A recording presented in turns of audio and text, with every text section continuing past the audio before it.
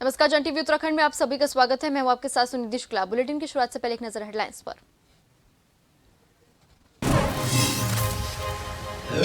उत्तराखंड में जेईई पटवारी परीक्षा paper leak मामला, सीएम पुष्कर सिंह धामी ने की सख्त टिप्पणी। कहा, छात्रों के भविष्य से खिलवाड़ करने वालों पर होगी सख्त कार्रवाई।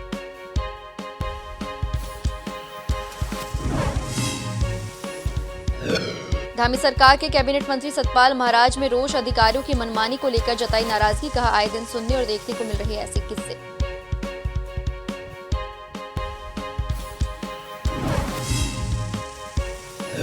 देहरादून में एनएसयूआई के पदाधिकारी और कार्यकर्ताओं में झगड़े का मामला, 4 सदस्य 6 साल के लिए किए गए निष्कासित। आपसी भिड़ंत के बाद राष्ट्रीय नेतृत्व ने लिया संज्ञान।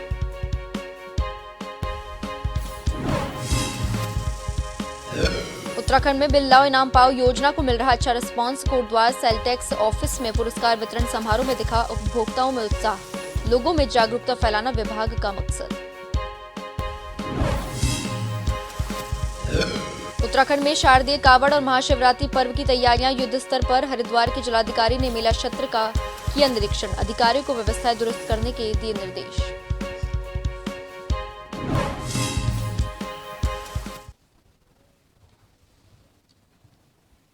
अब खबरें विस्तार से। खबर देहरादून से है, जहां धामी कैबिनेट की अहम बैठक कुछ ही देर में शुरू होने वाली है। मुख्यमंत्री आवास पर यह महत्वपूर्ण बैठक रखी जाएगी। सीएम पुष्कर सिंह सीएम धामी की अध्यक्षता में कैबिनेट की बैठक होगी। बैठक में 1 दर्जन से अधिक प्रस्तावों पर चर्चा होना संभव है। जोशीमठ भूदशा प्रभावितों के लिए मुआवजा मानक, जमीनों के लिए सर्किल रेट का प्रस्ताव, बजट सत्र को लेकर भी मुहर लग सकती है। कारागार विभाग की नियमावली, हाउस टैक्स को सर्किल रेट से जोड़ने की नियमावली, प्राधिकरणों का दायरा बढ़ाने का प्रस्ताव भी आने की संभावना है।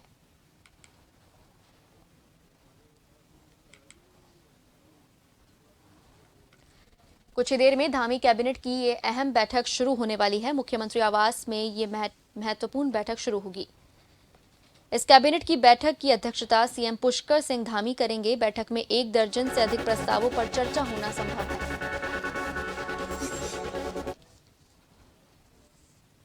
खबर पर अधिक बातचीत के लिए मेरे साथ फोन लाइन पर जुड़ चुके हैं हमारे bureau chief S N Pant. S N Pant, कुछ ही देर में जो मुख्यमंत्री पुष्कर सिंह धामी की कैबिनेट बैठक जो है वो शुरू होने वाली है, क्या लगता है किन मुद्दों पर चर्चा हो सकती है? बिल्कुल, आपको बताना चाहूंगा, उत्तराखंड सरकार की महत्वपूर्ण कैबिनेट की बैठक मुख्यमंत्री आवास में कुछ ही देर में शुरू होने वाली है। और ये बैठक इसलिए भी खास मानी जा रही है क्योंकि जोशीमठ आपदा के दरमियान जो जोशीमठ में भूदशा हुआ था उसके मुआवजे का ऐलान अभी तक नहीं हो पाया है। जो भूगर्भीय रिपोर्ट भारत सरकार की तमाम एजेंसियों ने राज्य सरकार को भी और भारत सरकार को भी सौंपी है, तो संभवतः आज कैबिनेट में इसको लेकर के मुआवजे का ऐलान किया जा सकता है। दूसरा सबसे बड़ा मामला है क्योंकि राजधानी देहरादून समेत कई ऐसे जिले हैं जहां पर जमीनों के सर्किल रेट बढ़ाए जाने हैं, जिसको लेकर राजस्व विभाग ने सर्किल रेट बढ़ाने का जो प्रस्ताव तैयार किया है उस प्रस्ताव को कैबिनेट के सम्मुख आज रखा जाएगा और कैबिनेट उस पर अंतिम मुहर लगाएगा। इसके अलावा क्योंकि उत्तराखंड का बजट सत्र आना है और आगामी बजट सत्र गैरसैंण के भराड़ीसैंण में आहूत किया जाएगा, इसके मद्देनजर भी कैबिनेट अपना फैसला ले सकती है। इसके अलावा कारागार विभाग की जो नियमावली है, हाउस टैक्स को सर्किल रेट से जोड़ने का जो प्रकरण है, उसके अलावा जो प्राधिकरणों का जो दायरा है उसको बढ़ाने पर भी कैबिनेट की मुहर उस पर लग सकती है। और जो मुख्यमंत्री पुष्कर सिंह धामी की अध्यक्षता में आज कैबिनेट की बैठक होने जा रही है, संभवतः उम्मीद जताई जा रही है इसमें 12 से लेकर के 18 प्रस्ताव कैबिनेट के सम्मुख लाए जाएंगे। जी, चलिए, तमाम जानकारी साझा करने के लिए आपका धन्यवाद एसएन पंत।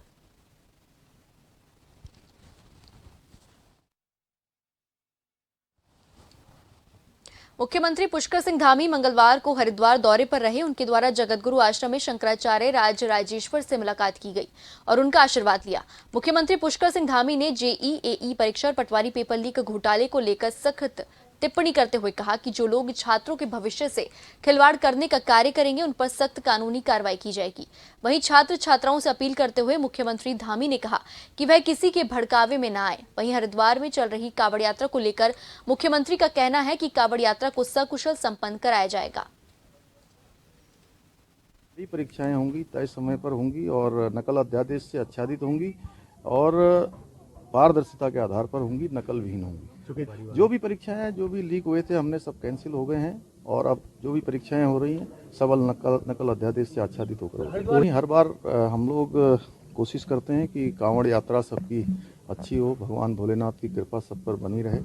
हम लोग प्रयास करेंगे पूरी तरह से कि सबकी यात्रा अच्छी हो, सरल हो, सुगम हो और भगवान उनकी मनोकामना पूर्ण करें।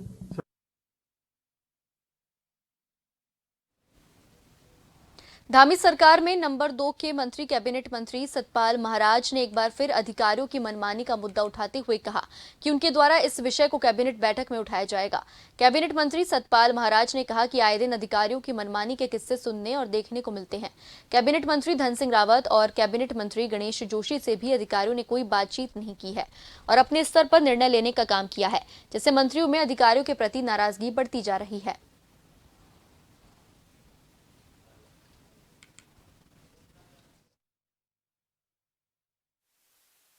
मैं तो अभी भी कह रहा हूं, पहले भी कहता रहा, आगे भी कहता रहूंगा कि मंत्री को अधिकार मिलना चाहिए सीआर लिखने का, कॉन्फिडेंशियल रिपोर्ट लिखने का बहुत आवश्यक है। और स्टेट्स में लिखी जाती है, हमारे राज्य में भी लिखी जानी चाहिए। यूपी के अंदर लिखी गई है, दिल्ली के अंदर लिखी जाती है, आपके हरियाणा में लिखी जाती है, तो यहां भी लिखी जानी चाहिए। खबर देहरादून से है, जहां एनएसयूआई के पदाधिकारियों और कार्यकर्ताओं में झगड़े का मामला देखा गया। आपसी भिड़ंत का राष्ट्रीय नेतृत्व ने संज्ञान लिया। एनएचयूआई के 4 पदाधिकारी 6 साल के लिए निष्कासित किए गए हैं। एक कार्यक्रम में राष्ट्रीय अध्यक्ष के सामने ये कार्यकर्ता भिड़ गए थे।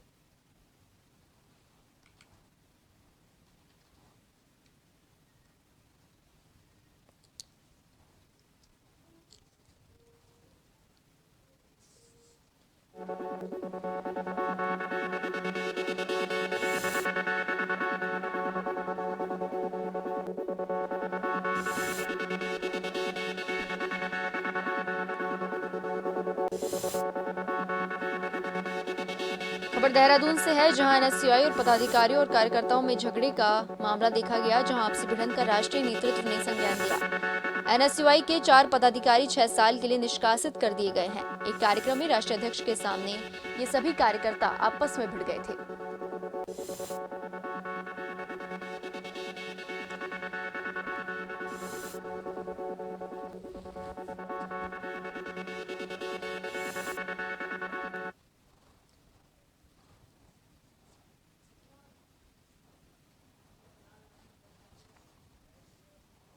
खबर पर अधिक बातचीत के लिए मेरे साथ फोन लाइन पर जुड़ चुके हैं हमारे संवाददाता यशराज आनंद। यशराज, एनएसयूआई के पदाधिकारियों और कार्यकर्ताओं में जो झगड़े का मामला देखा गया था, उस पर कार्रवाई करते हुए 4 पदाधिकारी 6 साल के लिए निष्कासित किए गए हैं, क्या कुछ अधिक जानकारी?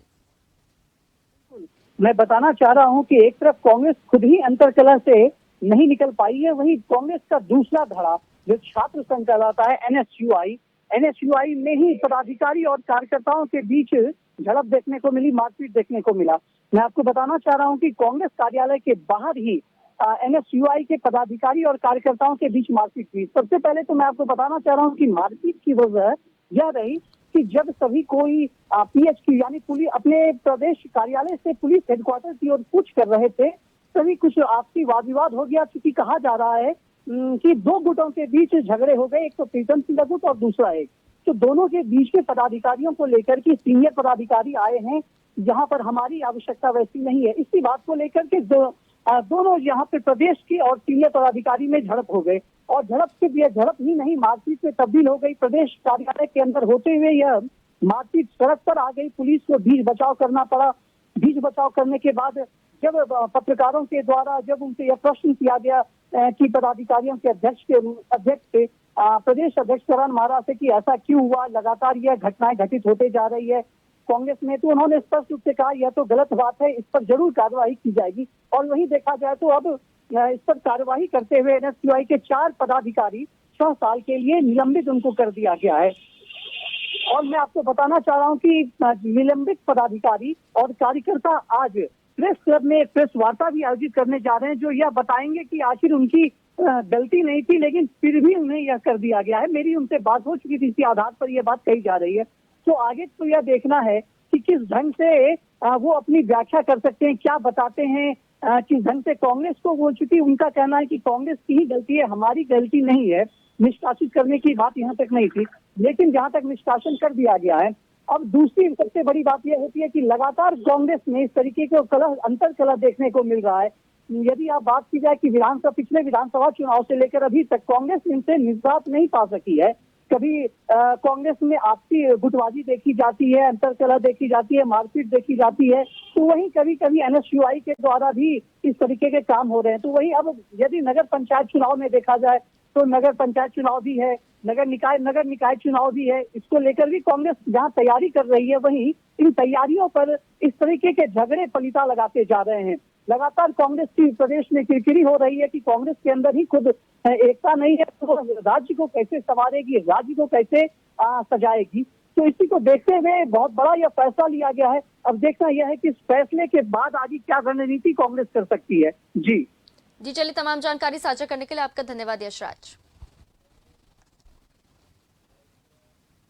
जोशीमठ देवनगरी लगातार भूधसाव की जद में है। आपको बता दें कि यहां चारों तरफ मोटी मोटी दरारें देखने को मिल रही है, जिस कारण कई आशाएं इस वक्त पूरी तरह से खतरे की जद में हैं। तो वहीं पीड़ित परिवार इस वक्त राहत शिविर से लेकर होटल्स में अपना जीवन व्यतीत कर रहे हैं। और बड़ी बात तो यह है कि इस दौरान अक्षय पात्र नामक संस्था के द्वारा जोशीमठ के पीड़ित परिवारों के लिए 960 पेटी आवश्यक खाद्य सामग्री पीड़ित परिवारों को वितरित की गई। आपको बता दें कि पीड़ित परिवारों के लिए लगातार कई संस्थाओं से लेकर प्रशासन के द्वारा पूरी मदद की जा रही है। अक्षय पात्र संस्था के सेवादारों का कहना है कि अक्षय पात्र संस्था पूरे भारत में सरकारी विद्यालयों में मध्याह्न का भोजन निःशुल्क करवाती है और सभी छोटे बड़े बच्चों के लिए, और कहा कि अक्षय पात्र संस्था की कम से कम पूरे भारत में 67 रसोई घर मौजूद है और जहां प्रतिदिन 21 लाख बच्चों को नियमित ढंग से भोजन करवाया जाता है।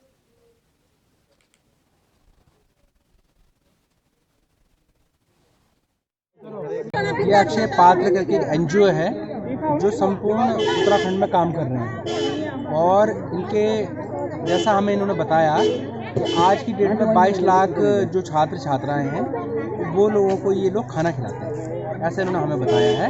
और ये जोशीमठ में आए हैं, जोशीमठ में इन्होंने कहा कि हम प्रभावित लोगों को 960 पेटी ऐसी आई है और 960 पेटी को ये प्रभावितों को दे रहे हैं। पिछले कुछ साल 2 साल पहले हमारे उत्तराखंड में प्रलय आए थे, उस समय तकरीबन 50,000 पका भोजन लोगों को बांटे थे। उसके अलावा तकरीबन 10 कोविड काल में 25 लाख राशन किट पूरे उत्तराखंड में हम लोग बांटे थे और पूरे भारत में 25 करोड़ लोगों को भोजन बांटे थे कोविड काल में। इस प्रकार एक सेवा करने वाला संस्था है अक्षय पात्र। उत्तराखंड में गाड़ियों के चालान करने में खाकी वर्दी बड़ी मुस्तैदी दिखाती है, लेकिन खाकी को अधिकार नहीं कि वो वाहन चालकों के सभी दस्तावेज चेक कर सके। यह एक आरटीआई के माध्यम से सिटी बस वाहन स्वामी एसोसिएशन के अध्यक्ष विजयवर्धन डंडरियाल ने किया है। डंडरियाल ने कहा कि उन्होंने आरटीआई के माध्यम से जानकारी मांगी गई थी, जो कि सूचना उन्हें प्रशासन द्वारा लगभग 13 महीने के बाद दी गई है, जिसमें साफ लिखा है कि पुलिस को किसी भी गाड़ी के कागजात, इंश्योरेंस आदि चेक करने का अधिकार नहीं है। लेकिन पुलिस आज भी लगातार सड़कों पर वाहन स्वामियों के चालान कर गाड़ियों को सीज कर रही है, जिससे वाहन स्वामियों को भारी भरकम जुर्माना भरना पड़ता है।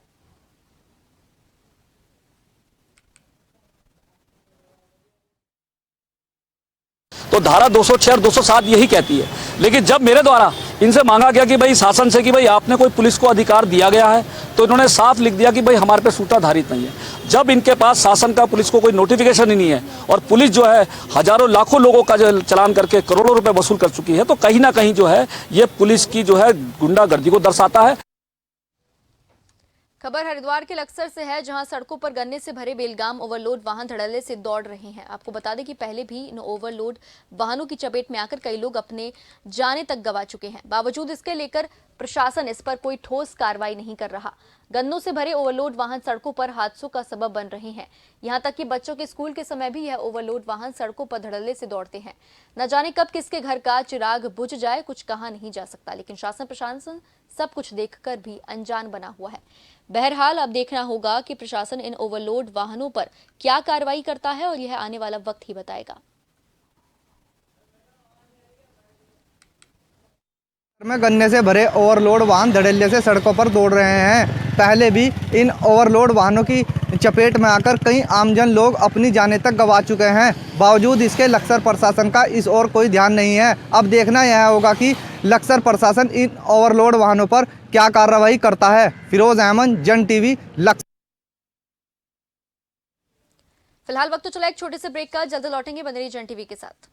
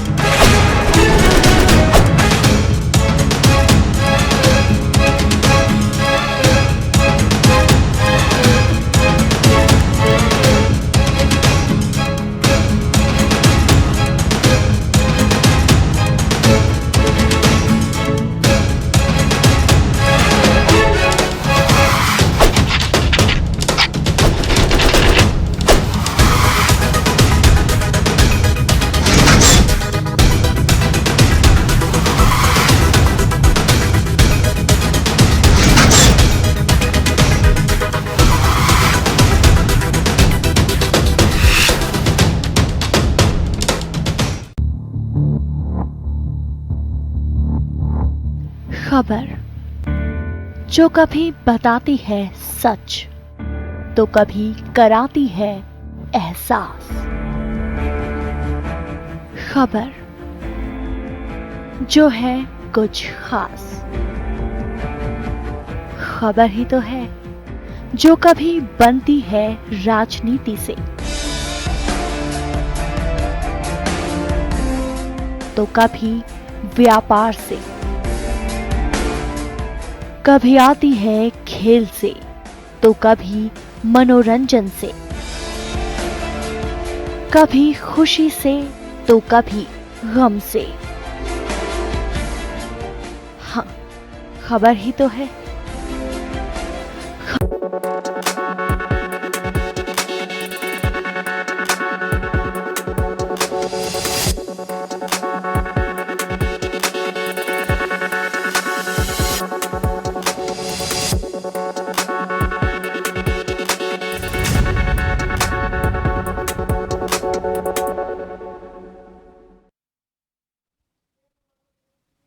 ब्रेक के बाद आप सभी का फिर से स्वागत है। देश के अंतिम सरहद नीति घाटी बॉर्डर तक जोड़ने वाली मुख्य सड़क के भारतमाला प्रोजेक्ट के तहत बीआरओ का सड़क चौड़ीकरण कार्य 6 मीटर ऊपर और नीचे कटिंग हेतु सर्वेक्षण का कार्य फिर शुरू हो गया है।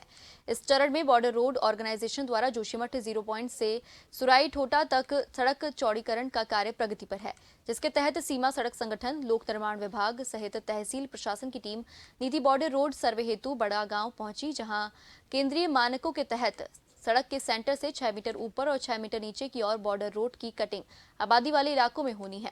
स्थानीय लोगों भी अब बीआरओ को सहयोग दे रहे हैं। सड़क कटिंग में जिन लोगों का आवास से भवन भूमि आ रही है, उन्हें सर्वे के बाद मुआवजा दिया जाएगा।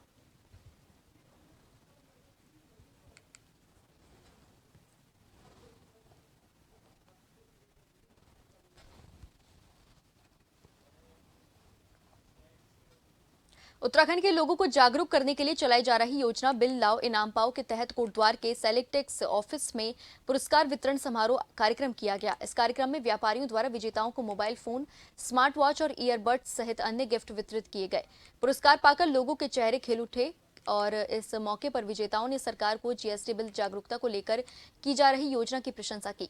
इस दौरान व्यापारियों ने सरकार से अपील करते हुए कहा कि बिल की लिमिट 200 रुपए से बढ़ाकर 1000 रुपए कर दी जाए, ताकि इसका मिसयूज न हो। इस मौके पर डिप्टी कमिश्नर ने कहा कि उपभोक्ताओं के भीतर इस योजनाओं को लेकर जागरूकता बढ़ रही है और विजेताओं को पुरस्कार देने के बाद इसमें और बढ़ोतरी होगी।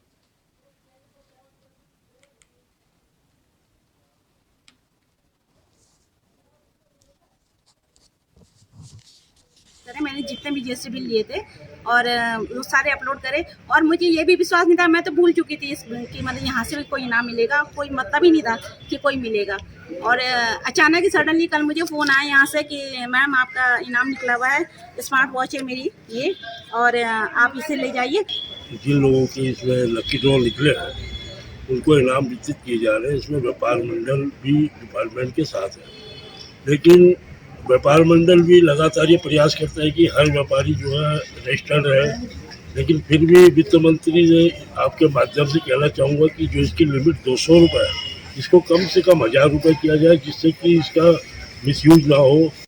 ये जो उत्तराखंड सरकार और राज्य कर विभाग द्वारा जो स्कीम चलाई जा रही है बिल लाओ इनाम पाओ, इससे जो है बेसिकली इसका जो है मेन पर्पज़ है कि हम लोग प्रमोट करें कि जो है कंज्यूमर जो भी खरीदारी करे वो अपना बिल प्राप्त करे और उसका जो है डिक्लेरेशन हो, और इससे जो है इनाम के रूप में हम लोग जो है प्रोत्साहित करके जो है उन लोगों को चाह रहे हैं कि वो जो है डिक्लेरेशन करें और एक तरह से जो है विभाग का आम आदमी एक मुखौटा बनके जो है बाजार में। चारधाम यात्रा को लेकर सरकार की चल रही तैयारियों के बाद अब स्वास्थ्य विभाग ने भी तैयारियां शुरू कर दी है, जिसे लेकर स्वास्थ्य महानिदेशालय में लगातार बैठकों का दौर जारी है। वहीं डीजे हेल्थ विनीता शाह ने कहा कि चारधाम यात्रा में आने वाले श्रद्धालुओं के स्वास्थ्य को लेकर प्लानिंग की जा रही है कि यात्रा में आने वाले श्रद्धालुओं को किसी भी तरह की दिक्कतों का 2 से 4 ना होना पड़े, जिनके बेहतरीन स्वास्थ्य को लेकर स्वास्थ्य विभाग हर संभव प्रयासरत रहेगा। इसके साथ ही डॉक्टर्स की कई टीमें भी चारधाम यात्रा में मुस्तैद रहेंगी, जिसे लेकर जिले के सीएमओ को अलर्ट रहने को कहा गया है। हमारी तैयारी पूरी ही है और हम आशा करते हैं कि जो भी विभिन्न प्रदेशों से हमारे लोग यात्री आएंगे वो एक अच्छा अनुभव लेके जाएंगे और उनकी हेल्थ का ध्यान के लिए हमारी प्लानिंग चल रही है और सभी की यात्रा सुखद रहे और सफल रहे, यही हमारा प्रयास है। केदारनाथ में 1 घंटे में 1200 श्रद्धालु अब दर्शन कर सकेंगे। प्रशासन और बीकेटीसी ने ये योजना बनाई है। दर्शन के लिए टोकन सिस्टम की व्यवस्था की गई है। टोकन में संख्या और दर्शन के लिए समय अंकित होगा। बीते बरस श्रद्धालुओं की भीड़ को देखते हुए निर्णय लिया गया है। धर्म दर्शन के लिए 12 घंटे खोल दिया जाएगा मंदिर, तो 14,400 श्रद्धालु एक दिन में दर्शन कर सकेंगे। यात्रियों की बढ़ती संख्या और मौसम सहित अन्य हालातों के चलते तय लक्ष्य को भी कम या ज्यादा किया जा सकता है। पिछले साल 15,63,000 श्रद्धालुओं ने बाबा केदारनाथ के दर्शन किए थे।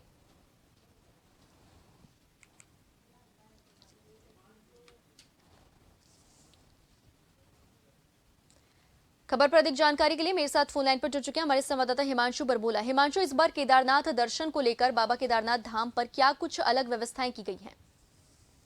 जी, निश्चित रूप से सुनिधि, आपको बताना चाहता हूं कि जो आगामी यात्रा काल है और अप्रैल से शुरू होने वाला है, तो उसको लेकर सरकार पूरी तैयारियां कर रही है। वहीं केदारनाथ को लेकर एक अपडेट आया है जिसमें ये है कि केदारनाथ में अब 1 घंटे में तकरीबन 1200 श्रद्धालु दर्शन कर सकेंगे। और इस बार जो दर्शन के लिए भीड़ उमड़ी थी, यानी कि 2022 में, उसको देखते हुए ये फैसला लिया गया और अब एक टोकन व्यवस्था की टोकन की सुविधा यात्रियों के लिए होगी ताकि यात्रा व्यवस्था को व्यवस्थित किया जाए। और इस बार प्रशासन ने बद्रीनाथ केदारनाथ मंदिर समिति ने धाम में टिकट प्रबंधन और यात्रियों के घंटों जो लाइन में खड़े होने की समस्या को दूर करने के लिए ये टोकन व्यवस्था बनाई है। और इस बार तकरीबन पहले ही दिन से धाम में पहुंचने वाले श्रद्धालुओं को ये टोकन दिए जाएंगे जो 1-1 घंटे के स्लॉट के हिसाब से होंगे, जिसमें टोकन में संख्या लिखी रहेगी और दर्शन के लिए समय अंकित होगा। और अधिकारियों के अनुसार, जो बीकेटीसी के अधिकारी हैं, उनका कहना है कि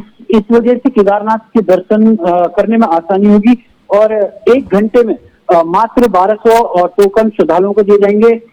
इस हिसाब से जो पहले का हिसाब था 12 घंटे खोला जाता था मंदिर, और अब इस आंकड़े को लगाया गया है, तो 12 घंटे में 14,400 श्रद्धालु अब केदारनाथ के दर्शन कर सकेंगे। और क्योंकि बीते वर्ष जो देखा गया था, तकरीबन धाम में 15,63,000 से अधिक यात्रियों ने दर्शन किए थे। साथ ही साथ 1-1 घंटे का जो स्लॉट है, उस टोकन जो वितरित किए जाएंगे, तो टोकन वितरण के लिए मंदिर से 200 मीटर पहले काउंटर लगाया जाएगा। हिमांशु, तमाम जानकारी साझा करने के लिए। जी हिमांशु, आपका बहुत बहुत शुक्रिया तमाम जानकारी साझा करने के लिए। हरिद्वार में जिलाधिकारी विनय शंकर पांडे ने शारदीय कावड़ और महाशिवरात्रि पर्व के दृष्टिगत शंकराचार्य चैक, गंगा घाटों, पार्कों, लाइट व्यवस्था आदि का व्यापक निरीक्षण किया। जिलाधिकारी विनय शंकर पांडे सर्वप्रथम शंकराचार्य चौक पहुंचे, जहां उन्होंने निरीक्षण के दौरान पाया कि जगह जगह खुदाई करने की वजह से आसपास की भूमि उबड़ खाबड़ हो गई है। उन्होंने मौके पर ही हरिद्वार रुड़की विकास प्राधिकरण के अधिकारियों को निर्देश दिए कि 1 माह के भीतर शंकराचार्य चौक के पास लैंडस्केपिंग कर चैक को सुंदर बनाना सुनिश्चित करे। इसके बाद जिलाधिकारी हरकी पैड़ी पहुंचे, जहां उन्होंने विभिन्न घाटों का निरीक्षण किया और वहां की संपूर्ण व्यवस्थाओं का शारदीय कावड़ और महाशिवरात्रि पर्व की दृष्टि से जायजा लेते हुए अधिकारियों को सभी व्यवस्थाएं दुरुस्त करने के निर्देश दिए। देखिए, शंकराचार्य चौक आपको पता है कि ये नेशनल हाईवे जो दिल्ली की तरफ से आता है उसका एंट्री पॉइंट है ये हरिद्वार का। तो यहाँ पर मैंने भी निरीक्षण किया, यहाँ काफ़ी स्थिति खराब है। तो HRDO को मैंने डायरेक्शन दे दिया है कि 1 महीने के अंदर यहाँ बड़ी खूबसूरत सी लैंडस्केपिंग देखने को मिलेगी, और ताकि हरिद्वार में एंटर करने वाले व्यक्ति को एहसास हो कि एक अच्छे शहर में आए हुए हैं वो। इसके अलावा इसमें आपको पता है कि कांवड़ का भी समय चल रहा है, और ये इसको हम मिनी कांवड़ का नाम दे सकते हैं। उसमें खासकर से नजीबाबा बिजनौर की तरफ से बड़ी संख्या में कांवड़िये आ रहे हैं, तो आज उनका भी पूरा मैं निरीक्षण करने जा रहा हूँ कि घाटों पर क्या। काशीपुर में विजय पथ पूर्व सैनिक संगठन के अध्यक्ष कैप्टन बचन सिंह नेगी की अध्यक्षता में शहीद चैक कुंडेश्वरी में 14 फरवरी 2019 को जम्मू और कश्मीर के पुलवामा में CRPF के 40 जवानों को पाकिस्तानी आतंकवादियों ने धोखे से शहीद कर दिया था। उन बहादुर जाबाज सैनिकों को पूर्व सैनिकों ने भावभीनी श्रद्धांजलि अर्पित की, जिसमें कुंडेश्वरी और काशीपुर के सभी पूर्व सैनिक ज्यादा से ज्यादा तादाद में उपस्थित थे। VS नेगी ने उस दिन के बारे में विस्तार में सभी को जानकारी दी और 2 मिनट का मौन रखा गया।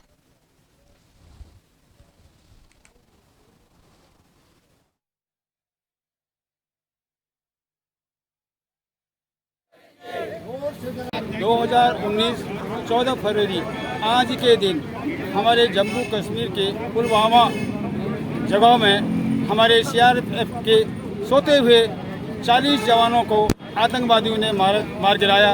उन जाबाज योद्धाओं के लिए हम यहाँ पर श्रद्धांजलि व्यक्त किया। दूसरा जो मेन कारण आज यहाँ पर इकट्ठा होने का है वो हमारे भारत सरकार ने जो OROP सेकंड लागू किया, पारित किया 20 जनवरी को, वो हमारे JCOR के लिए बहुत ही श्रमदायक और बिल्कुल उसको हमारे JCOR को नज़रअंदाज किया गया है। जम्मू कश्मीर के पुलवामा में हुए आतंकी हमले को 4 साल पूरे हो गए हैं।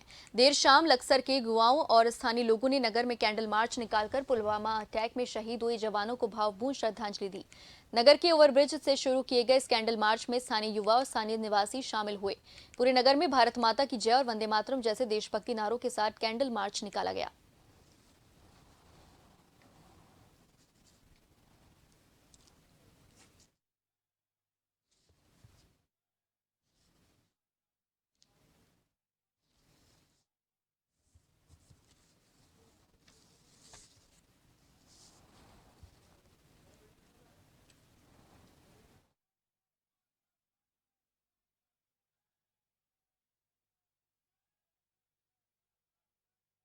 उनकी जान की कुर्बानी को देखते हुए जो हमने कैंडल मार्च निकाला है उनको भावपूर्ण श्रद्धांजलि दी है हमने।